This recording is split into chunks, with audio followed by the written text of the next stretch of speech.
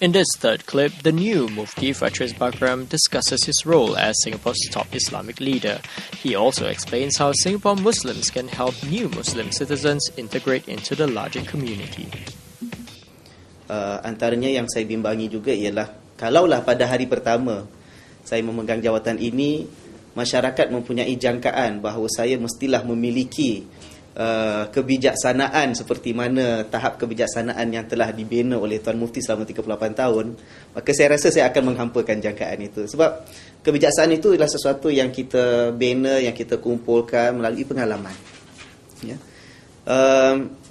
Saya rasa tugas Mufti di Singapura secara khususnya adalah seperti mana yang termaktub dalam amlah, iaitu untuk mempengerusikan mesyuarat Jawatankuasa Fatwa.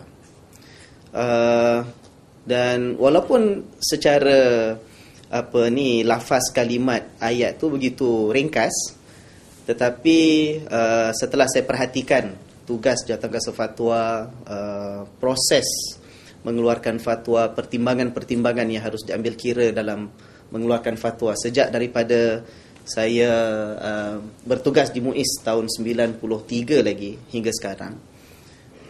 Dia sebenarnya satu tugas yang sangat besar, satu tugas yang amat berat, satu amanah yang perlu ditunaikan kepada yang berhak menerimanya. Kalau boleh saya nyatakan bahawa dalam fatwa itu dia bukan setakat mengambil kira teks agama, Quran ataupun hadis, tetapi dia juga ada faktor pendapat-pendapat ulama yang sedia ada, yang telah dibina warisan tradisi keilmuan itu selama lebih daripada 1000 tahun. Kemudian ada komponen yang ketiga, selain daripada teks, selain daripada pendapat-pendapat hukum oleh para ulama, yang ketiga juga faktornya ialah masyarakat itu sendiri, manusia yang perlu kita aplikasikan fatwa hukum ke atas mereka. Jadi dia adalah gabungan antara tiga. Kita tidak boleh hanya berpegang kepada teks dengan mengabaikan warisan ilmu yang telah dibina begitu lama. Kita tidak boleh hanya berpandukan teks dan warisan ilmu para ulama dengan tidak mengambil kira keperluan dan keadaan masyarakat, realiti yang mereka hadapi. Lebih percayalah cara yang berbeza.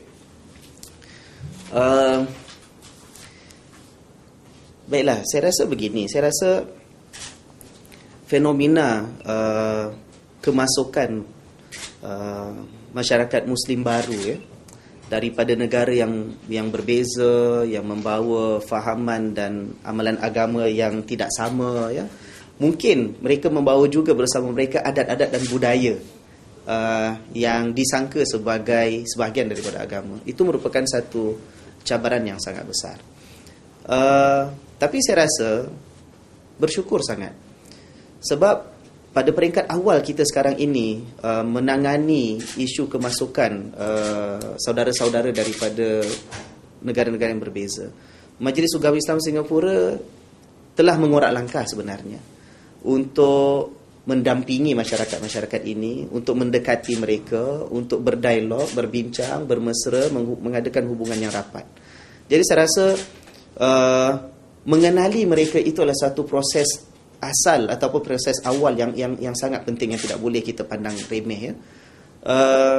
Apabila kita gagal untuk mendekati, memahami dan menjadikan mereka ini merasa selesa dengan kita sendiri sebagai penduduk asal ataupun penduduk awal negara ini, itu akan menimbulkan satu senario, satu suasana akan datang yang nanti akan terkeluar daripada keupayaan kita untuk mengawalnya, kan. Masing-masing akan berpegang keras menyangka bahawa dialah yang betul, agama dialah kefahamannya dan amalannya yang lebih tepat daripada orang lain, kan. Kita ada kepelbagaian yang tidak akan mungkin kita hapuskan.